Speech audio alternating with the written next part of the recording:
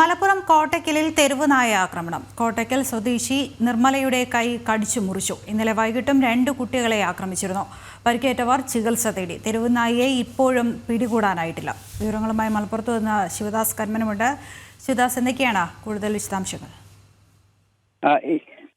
ഇന്ന് രാവിലെയാണ് മലപ്പുറം കോട്ടയ്ക്കൽ സ്വദേശി നിർമ്മലയെ തെരുവുനായ ആക്രമിച്ചത്. ഇവർ വീടിന് സമീപം പുറത്ത് ഇറങ്ങിയതായിരുന്നു. ഈ സമയത്താണ് ഇതുവഴി ഓടിയെത്തിയ തെരുവുനായ ഇവരെ ആക്രമിച്ചത്. ഇവരുടെ കയ്യിനാണ് കടിയേറ്റത്. കയ്യിന് നല്ല ഗുരുതരമായ പരുക്കുണ്ട്. ഇവർ പിന്നീട് സ്വകാര്യ ആശുപത്രിയിൽ ചികിത്സയിലാണ്. അതോടൊപ്പം തന്നെ ഇന്നലെ വൈകിട്ടും 2 കുട്ടികളെ തെരുവുനായ ആക്രമിച്ചിരുന്നു. ഇത്തരത്തിൽ തെരുവുനായയുടെ ശല്യം രൂക്ഷമായ ഒരു മേഖല കൂടിയാണ് കോട്ടയ്ക്കലിലും സമീപ പ്രദേശങ്ങളിലും. പക്ഷേ ഈ തെരുവുനായയുടെ ഇത്തരത്തിലുള്ള ആക്രമണങ്ങൾ ചെറുക്കാനോ അല്ലെങ്കിൽ അതിന് തടയിടാനോ ഒരു പരിഹാര നടപടികളും ഇല്ല. പ്രത്യേകിച്ച് തദ്ദേശ സ്ഥാപനങ്ങളുടെ ഒരു ഇടപെടൽ ഇല്ല. ഇതിനെതിരെ വലിയ രീതിയിലുള്ള ഒരു പ്രതിഷേധം നാട്ടുകാർക്കും ഉണ്ട്. പക്ഷേ ഇപ്പോഴും ഇന്ന് രാവിലെയും ഇന്നലെയും കടിച്ച ഈ തെരുവുനായയെ പിടികൂടാൻ കഴിഞ്ഞിട്ടില്ല എന്നതാണ് വസ്തുത.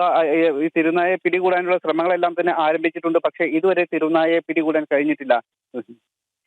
ശിവദാസ് കർമ്മനുമാണ് മലപ്പുറത്ത് നിന്ന് വിവരങ്ങൾ നൽകിയത്.